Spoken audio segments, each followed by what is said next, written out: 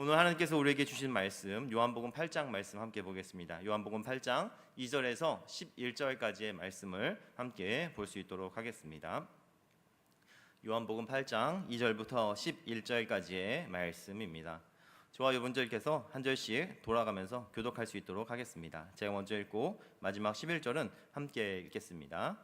아침에 다시 성전으로 들어오시니 백성이 다 나오는지라 앉으사 그들을 가르치시더니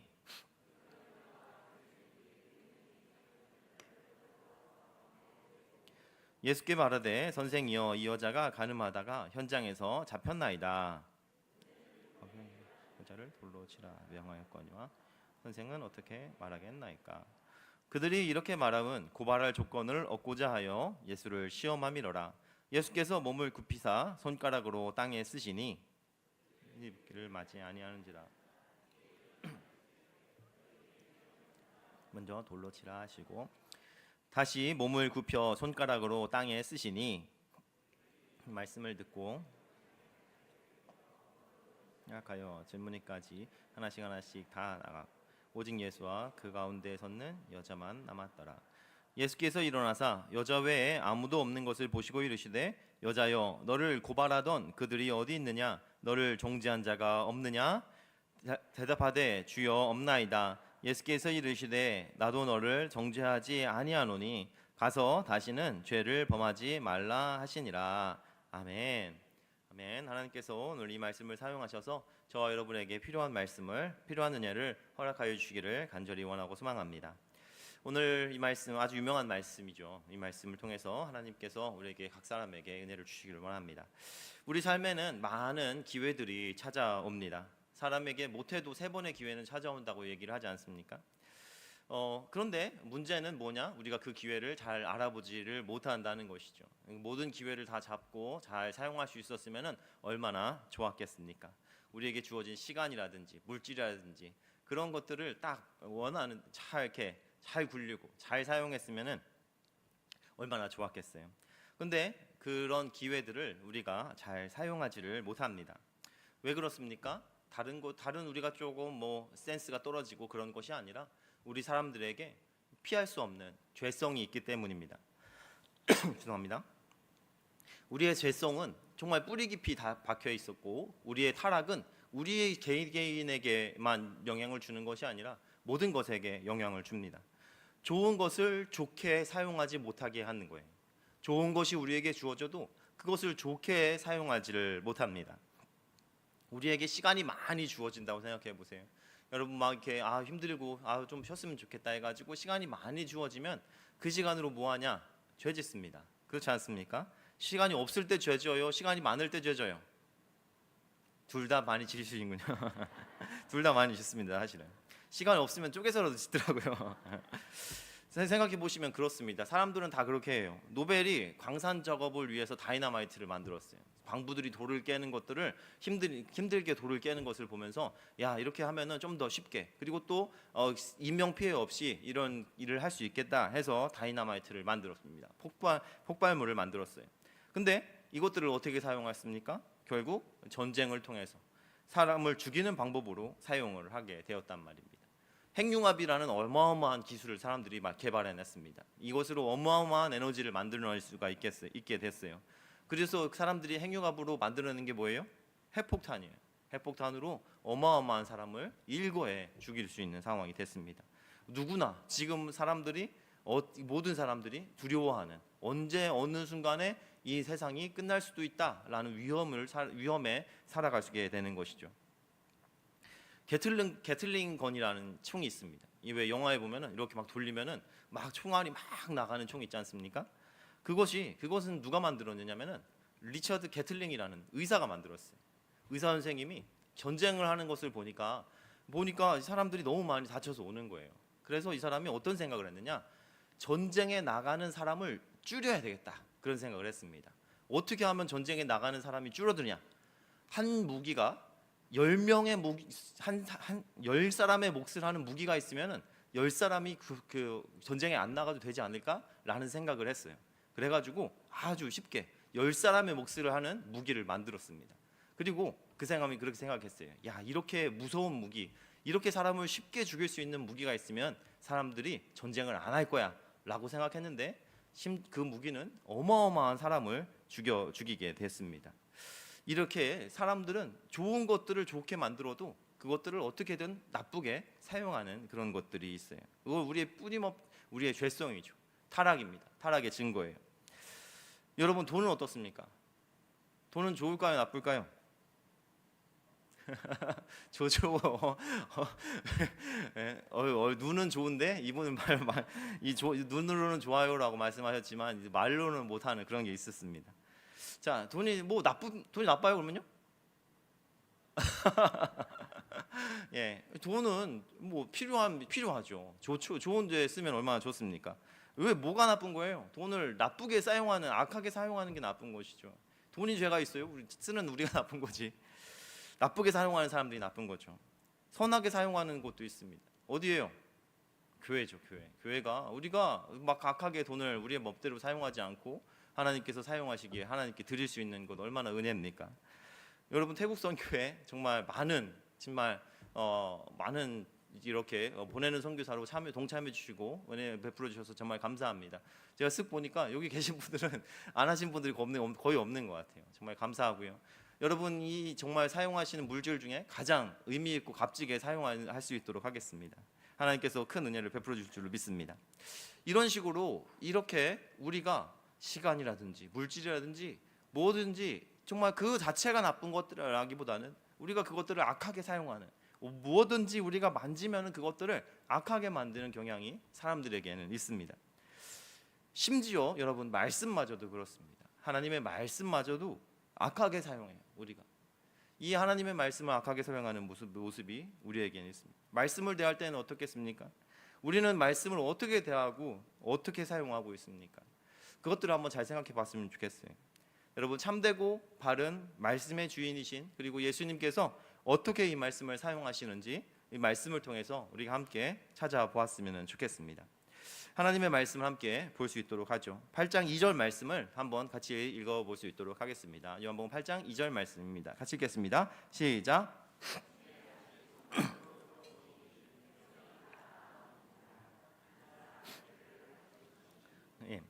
예수님께서 성전으로 들어오셨습니다. 그리고 여느 때와 같이 백성들을 가르치기 시작하셨어요. 성전의 바깥뜰에서 지금 이 일이 벌어지고 있는 것입니다. 왜냐하면 이 성전 바깥뜰이 많은 율법 교사들이 보통 자신 제자들을 모아서 가르치는 그런 장소의 역할을 했기 때문입니다. 예수님께서도 그 자리에서 이 선생으로서, 물론 다른 선생들과는 비교할 수 없는 온전한 진리를 가르치고 계시지만 그곳에서 사람들을 지금 가르치고 계시는 것입니다. 혼자 있는 곳이 아니라 넓은 곳이고 많은 사람들이 오고 가는 장소였기 때문에 예수님의 대적자들, 다른 선생들이 그 자리에 많이 있었을 것입니다. 그리고 그곳에서 질문을 던지는 것은 아주 일상적인 일이었고 쉬운 일이었기 때문에 예수님을 시기하고 올무에 빠뜨리려고 하는 사람들이 예수님께 나옵니다. 3절 말씀, 4절 말씀을 함께 보겠습니다. 시작.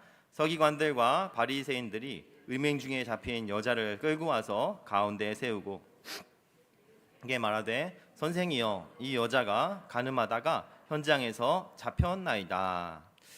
서기관들과 바리새인들이 예수님께 나옵니다.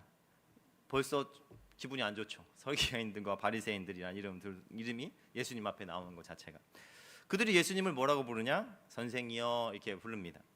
제자들을 가르치는 장소인 성전 바깥뜰이니까 예수님을 랍비로 공경하면서 물론 부르는 말이지만 그들이 예수님께 나온 목적은 다른 곳에 있습니다.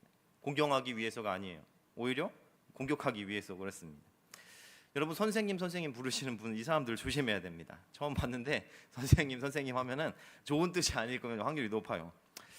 그들이 선생님이라고 라는 예수님한테 데려온 사람이 있습니다. 혼자 온 것이 아니에요. 그 무리들이 같이 데려온 어떤 사람이 있어요. 바로 음행 중에 잡힌 여자를 한 명 데리고 옵니다. 말씀을 보면은 어떤 음행을 했냐? 간음하다가 현장에서 잡힌 여자라고 이제 기록되어 있습니다. 그리고 이 사람들이 예수님께 이렇게 말하는 겁니다. 5절 말씀을 같이 한번 읽어볼 수 있도록 하겠습니다. 시작. 모세는 율법에 이러한 여자를 돌로 치라 명하였거니와 선생은 어떻게 말하겠나이까? 겉으로는 선생으로 예수님을 대우하면서 율법을 물어보는 것처럼 얘기하고 있어요. 율법을 물어보는 것처럼 나오고, 하지만 그리고 겉으로는 이 여자에 대해서 공정한 재판을 하려고 선생님들께 물어보려고 오는 것 같지만 그들의 속심은 따로 있습니다. 6절 말씀에 바로 잘 나와 있죠. 같이 한번 읽어보겠습니다. 시작. 그들이 이렇게 말함은 고발할 조건을 얻고자 하여 예수를 시험함이로라. 여기까지만 읽겠습니다. 자, 예수님을 그 여자가 그 사람들이 나온 이유는 예수님을 고발할 조건을 얻고자 예수님을 시험하기 위해서 나왔다라고 말하고 있습니다. 어떻게 시험하고 있느냐? 바로 이런 겁니다. 이 가늠한 여자를 데리고 온 그 사람들은 바로 어떤 사람들이에요? 서기관들과 바리새인들. 이 사람들은 원래는 이 당시 사람들에게 율법을 가르치던 사람들이에요. 그리고 그 율법을 그들의 삶에 적용해 주던 사람들입니다. 이 사람들이 해석해 주는 하나님의 말씀이 그 사람들한테 법이고 진리인 거예요.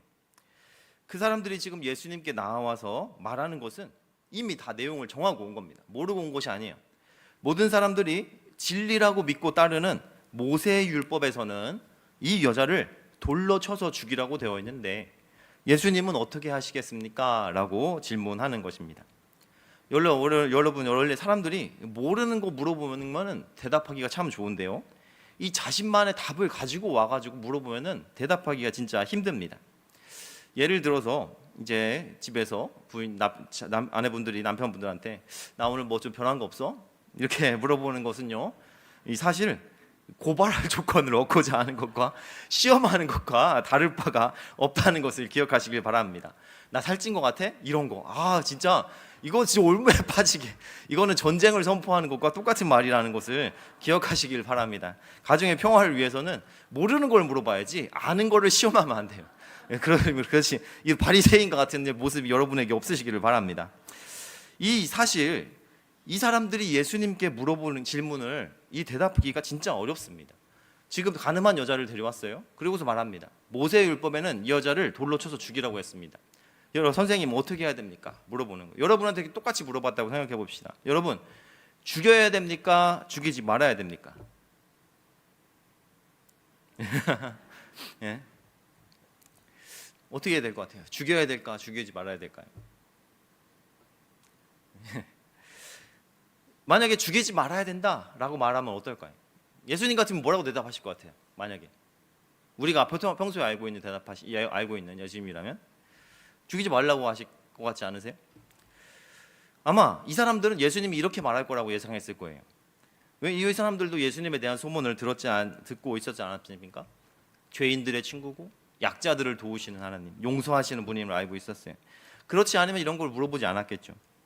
예상대로 만약에 예수님께서 죽이지 말아야 된다라고 말씀하시면 예수님께서는 이제 무엇에 반대하는 사람이 됩니까? 모세의 율법에 반대하는 사람이 되는 거예요. 모세의 율법에 반대하는 사람이 되는 거예요. 당시 선생으로서 많은 백성들에게 나와 가르치고 계시는 상황이라고 했잖아요. 지금 가르치고 계세요. 뭘 가르치시겠어요? 이 모세 율법에 대해서 가르치는 것일 거예요. 하나님의 말씀에 대해서 가르치시는 거일 거예요. 그런데 갑자기 예수님께서 그 율법에 대해서 부정하는 말씀을 하시게 된다면 거기에 모인 사람들에게 이 예수님의 말씀의 신뢰는 즉시 떨어지고 하나님의 말씀을 부정하는 사람이 되는 것입니다.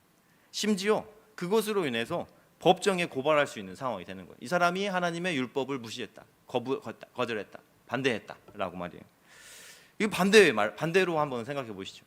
죽여야 된다라고 말씀했다고 생각해 보세요. 반대로 율법의 말씀대로 죽여야 된다라고 말씀하셨으면 어떨까요? 사실 당시의 기록을 보면요, 이 도시 같은 데에서 가늠한 사람들을 돌로 쳐서 죽였다라는, 직결 처분했다는 기록은 거의 발견이 되지가 않습니다. 당시 사람들도 이걸 별로 그렇게 좋게 보지는 않았던 거예요. 그러니까 이 서기관과 바리새인들도 이 여자를 죽여서 사람들한테 본보기를 삼으려고 데려온 것이 아니에요. 애초에 예수님을 고발할 조건을 얻고자 데리고 온 것입니다. 그래서 예수님이 만약에 율법의 말씀대로 죽여야 된다라고 말씀하셨다면 당시 사람들한테는 너무하시네, 잔혹하시네, 이렇게 여겨질 거예요. 평소에 예수님의 모습은 어땠어요? 연약한 자들과 죄인들을 도우시고 불쌍히 여기시고 용서하시는 모습이었는데 그것과 다른 모습으로 보이는 사람으로 여겨지게 되겠을 것입니다. 말과 행동이 앞뒤가 다른 사람으로 여겨지게 되는 것이죠. 원래 사람들이 한 번, 10번 잘하다가 한 번 잘못하는 것이 10번 못하다가 한 번 잘하는 것보다 훨씬 더 평판이 나빠지게 되는 것입니다. 아, 그 사람 그렇게 안 봤는데 진짜 무서운 사람이네, 이런 식으로 이런 얘기가 나오게 되는 것이죠. 그리고 만약에 사형을 죽여야 된다라고 말했으면 당시에 사형을 집행하는 것은 유대인이 할 수 있는 일이 아니었어요. 권한은, 사람을 죽일 수 있는 권한은 로마에게 있었습니다. 로마 총독에게 있었어요. 그래서 만약에 예수님이 모세의 이름으로 여자에게 사형을 선고했다, 그렇다면은 그것을 이번에는 사람들이 이 예수님을 어디에다 고발하느냐? 로마에게 고발을 하게 될 거예요. 총독의 권한에 반대했다, 이렇게 말하는 거예요.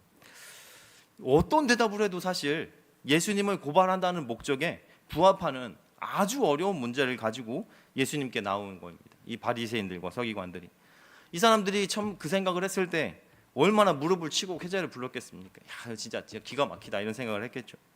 이런 일은 이거 한 번이 아니에요. 계속 복음서를 보면은 이런 앙자태계를 강조하는 것들이 계속 있습니다. 가이사에게 세금을 바칠 때도 마찬가지였잖아요. 바쳐야 됩니까? 말아야 됩니까? 이런 식으로요. 아주 비슷한 상황이에요. 어떤 것을 선택해도 문제가 되는 그런 상황입니다. 근데 여러분, 이 상황을 한번 잘 생각해 보셨으면 좋겠습니다. 원래 이 바리새인들과 서기관은 뭐 하는 사람들이라고 했어요? 율법을 연구하고 사람들에게 율법을 가르치는 사람들이고, 삶에 적용을 해주는, 하나님의 말씀을 삶에 적용해주는 사람들이었어요. 그런데 지금 이 사람들이 무엇을 사용해서 예수님을 올무에 빠뜨리고 있는 것입니까? 율법을 사용해서 예수님을 올무에 빠뜨리고 있어요. 누구를, 무엇을 사용해서 올무에 빠뜨려요? 예수님을 율법을 사용해서 올무에 빠뜨려요. 하나님을 하나님의 말씀으로 고발하고 있는 것입니다. 이것이 바로 하나님의 말씀마저도 왜곡되게 자의로 사용하는, 악용하는 우리 죄인된 사람들의 모습이라고 말할 수가 있겠습니다. 이 바리새인들과 서기관은 아마 이렇게 생각할 거예요. 지금 하나님의 말씀을 수호하고 지키기 위해서 말씀 중심으로 움직이고 있는 이 당시 사회를 지키기 위해서 이 예수님이라는 문제를 말씀으로 해결하려고 했던 거예요. 우리가 볼 때는 이 사람들처럼 마귀의 하수인이 없지만 이들은 우리가 악을 행해야지, 나쁜 짓을 해야지 라는 자각이 없었을 겁니다. 율법이라는 이름으로 유지되고 있는 이 사회를 지킨다라는 마음을 가지고 있었을 거예요. 왜 이런 일이 일어납니까? 그것도 하나님의 말씀을 사용해서요. 왜 그러냐? 이 사람들이 지금 이 하나님의 말씀을 적용하는 부분이 내가 아니라 남들에게 있기 때문에 그렇습니다. 말씀의 잣대를 나에게 들이대는 것이 아니라 남에게 들이댈 때 이런 현상이 나타나게 되는 것입니다. 여러분, 하나님의 말씀은 내 발의 등이요 내 길의 빛이 되십니다. 믿으십니까? 하나님의 말씀은 우리의 생명이 되십니다. 믿으십니까? 시편 19편 7절 말씀은 이렇게 말씀하고 있습니다. 같이 한번 읽어볼까요? 시작.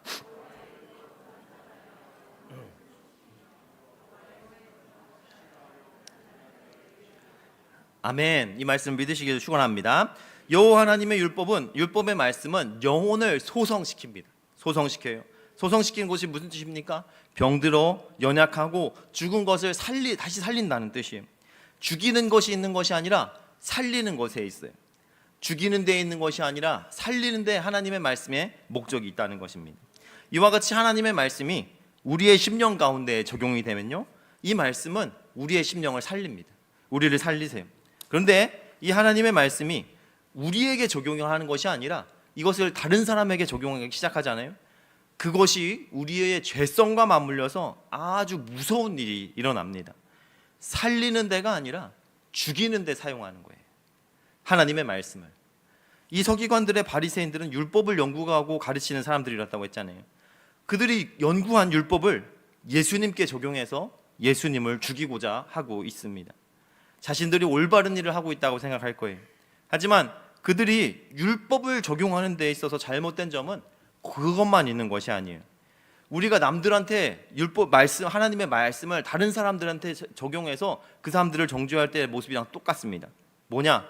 공정으로 말씀으로 진리를 위해서 말하는 것 같지만 결국 나의 목적과 나의 마음과 생각을 위해서 적용을 하게 되는 경우가 많다는 거예요.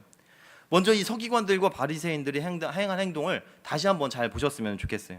3절 4절 말씀을 다시 한번 읽어볼 수 있도록 하겠습니다. 같이 읽겠습니다. 시작. 서기관들과 바리새인들이 음행 중에 잡힌 여자를 끌고 와서 가운데 세우고 예수께 말하되 선생이여 마다가 현장에서 잡혔나이다.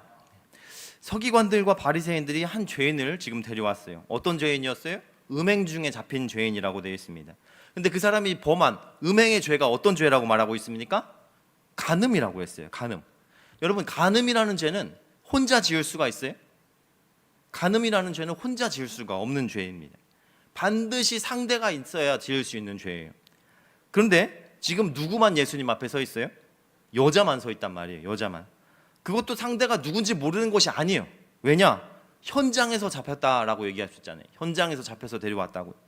남자가 발빠르게 도망가는지 아니면 이 사람들이 그 당시 사회상을 반영해서 극단적으로 성차별을 했는지는 모르지만 일단 율법이 공정하게 적용된 것이 아니에요. 한 명한테만 적용이 됐어요. 간음죄라는 죄를 율법으로 적용하는 것도 지금 제대로 공정하게 적용되어 있는 상황이 아닙니다. 나의 목적을 위해서 이 율법의 말씀을 사용하고 있는 것이에요. 그리고 문제가 되는 잘못은 또 있습니다. 바로 이 말씀이에요. 5절 말씀도 잘못됐어요. 같이 한번 읽어볼까요? 시작. 모세는 율법에 이러한 여자를 돌로 치라 명하였거니와 선생은 어떻게 말하겠나이까. 지금 이 서기관들과 바리새인들이 모세 율법을 들먹이면서 이 간음한 여자는 모세 율법에 따라서 돌로 쳐야 된다고 주장을 하고 있습니다. 여러분, 모세 율법이 모든 간음한 여자를 돌로 치라고 지금 가르치고 있을까요? 여러분도 그렇게 생각하시잖아요. 지금 이렇게 말씀하시니까. 근데 그렇지가 않습니다. 물론 그런 경우도 있어요. 이런 경우입니다. 신명기 22장 23절에서 24절 말씀을 한번 봤으면 좋겠습니다. 같이 한번 읽어볼게요. 시작.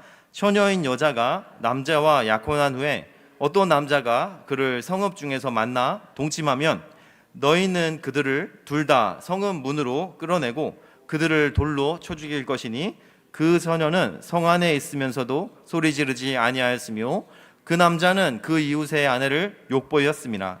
너는 이같이 하여 너희 가운데에 악을 제할지니라. 아멘. 자, 이 모세의 율법이 이렇게 분명히 딱 말하고 있는 부분이 있어요.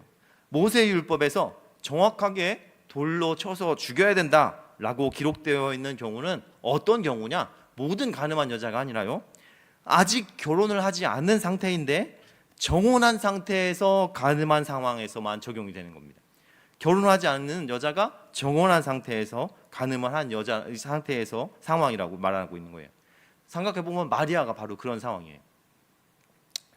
이 같은 경우, 그 겉으로 봤을 때 말이에요. 겉으로 봤을 때 이 경우에서 아까 언급했던 것처럼 여자만 아니라 누구 또 치라고 그랬어요? 남자까지 둘 다 돌로 치라고 기록이 되어 있는 것입니다. 그런데 이 여자가 정혼한 사람이 아니라 이미 결혼한 기혼자라면 이거 말이 조금 달라집니다. 신명기 22장 2절 말씀을 한번 보겠습니다. 다시 한번 읽어볼까요? 시작. 어떤 남자가 유부녀와 동침한 것이 드러나거든 남자와 그 여자를 둘 다 죽여 이스라엘 중에 악을 제할지니라. 네. 자, 이 말씀에는요, 우리가 보통 알고 있는 그런 간음이에요. 여기 바로 기혼자가 다른 사람들과 발음을 피우는 경우를 말하고 있는데 죽이라고 말하고 있어요. 분명 그건 맞습니다. 그렇지만 돌로 치라는 말은 없어요. 이렇게 말씀드리면 부사님 그거 그냥 생략된 거 아니에요? 이렇게 생각할 수도 있겠지만 근데 그때 당시 이 율법과 구전 전승들을 삶에 적용해서 법전같이 사용했던 이 미시나라는 전통이 있어요. 이 바리새인들과 서기관들은 이걸 가르쳤던 건데 이 미시나에서는요, 이 전자와 이 후자의 경우를 구분합니다. 처벌을 구분해요. 전자, 그러니까 정혼한 여자가 간음하면 이거는 중대한 범죄이기 때문에 남녀를 돌로 쳐서 죽이라라는 형벌을 매기고 있습니다. 그런데 후자, 이 기혼자가 간음한 경우에는 그렇지가 않아요. 목을 메어 죽이라고 말하고 있어요. 이렇게 달라요. 사실 죽이는 건 같은 얘기지만 다른 이야기를 지금 하고 있습니다. 그런데 율법을 모르는 사람이라고 생각해 보시면 이거는 알 수가 없는 거예요. 바리새인들과 서기관들이 그렇다고 말하면 그렇게 되는 것입니다. 여러분들도 이 말씀을 보면서 이상하다라고 생각하지를 못했잖아요. 마찬가지예요. 남들에게 이 말씀을 하나하나 적용하기 시작하잖아요. 이 말씀이 하나님의 말씀을 이 사람이 아는 것 자체가, 말씀을 아는 것 자체가 권력이 되고 힘이 되어 버리는 것입니다. 무엇보다 이 율법으로 하는 일이 뭐예요? 이 율법을 해가지고 지금 적용해가지고 하고자 한다는 일이 뭐예요? 죽이는 거란 말이에요. 죽이는 거. 여러분 생각해 보십시오. 모세의 율법은 간음하면 죽이라고 주신 것이에요? 아니면 간음하지 말라고 주신 거예요? 살인하면 죽이라고 주신 거예요? 아니면 살인하지 말라고 주신 거예요? 안식에 일을 하면은 죽이라고 주신 거예요? 안식일을 거룩하게 지키라고 주신 거예요? 안식일을 거룩하게 지키라고 주신 거란 말입니다. 여러분, 저와 여러분이 우리가 하나님의 말씀을 이 바리새인과 서기관처럼 여기는 경우가 너무나 많습니다. 특히 이 말씀을 내가 아니라 남들한테 적용을 할 때 그런 모습이 진짜 많이 드러납니다. 입으로는 공정과 진리를 외치고 있지만 그렇게 적용하면 율법은 실제로는 내 마음에 맞게 취사 선택해서 내 목적을 이루기 위해서 적용하는 경우가 많아요. 그렇게 적용하면요, 하나님의 말씀은 살리는 것이 아니라 죽이는 것이 됩니다. 살리는 것이 아니라 죽이는 것이 돼요. 심지어 그것을 지금 누구한테까지 적용하고 있습니까? 예수님한테까지, 하나님한테까지 적용을 하는 것이에요. 하나님의 말씀에 하나님이 맞지 않는다고 호소하기 시작하는 것입니다. 내가 다른 사람들한테 율법의 잣대를 들이대면 그 말씀에는 누구도 맞지 않아요? 하나님도 안 맞아요. 여러분, 저와 여러분이 말씀을 대하는 자세가 이런 서기관과 바리새인처럼 되면은 안 되는 줄로 믿습니다. 이 말씀으로 남을 치는 것이 아니라 나를 쳐서 복종시키는 것이 바로 하나님의 말씀인 줄로 믿습니다. 그곳에서 생명의 역사, 영혼이 소성되는 역사가 일어나는 것입니다. 이 서기관들과 바리새인들은 율법을 잘못 적용하고 있어요. 그러면 누가 이 율법을 온전하게 적용할 수가 있겠습니까? 바로 그들이 고소하고 고발하고 있는 그들 앞에 계신 예수님이시죠. 율법의 주인이신 예수님이십니다. 그렇다면 예수님은 이 율법을 어떻게 사용했는지 한번 살펴보겠습니다. 6절에서 8절까지의 말씀을 한번 쭉 읽어볼 수 있도록 하겠습니다. 시작. 그들이 이렇게 말함은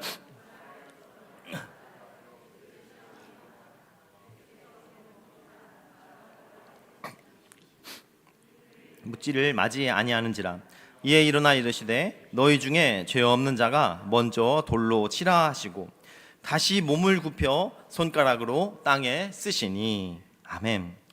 그들이 막 고소를 계속 이어갑니다. 이 고발을 그치지 않아요. 묻기를 마치지 않습니다. 그때 예수님께서 무언가를 막 하십니다. 무엇을 하시냐면 몸을 굽히셔서 손가락으로 땅에 무언가를 기록을 하십니다. 막 쓰세요. 예수님은 뭘 기록하셨을까요? 전통적으로요, 이 부분이 안 나와 있잖아요. 그러다 보니까 우리의 상상의 나래를 활짝 피우는 말씀 부분이기도 합니다. 이게 막 여러 가지 생각이 들죠. 율법을 쓰셨다는 사람들도 있고요, 거기 모이는 사람들의 이름을 막 쓰셨다는 사람들도 있어요. 하지만 뭘 썼는지는 모릅니다. 그거는 모르는 거예요. 그러니까 무엇을 쓰셨는가가 중요한 것이 아니라 무엇을 하셨냐가 중요한 거예요. 손가락으로 무언가를 기록하셨다라는 것 자체가 중요합니다.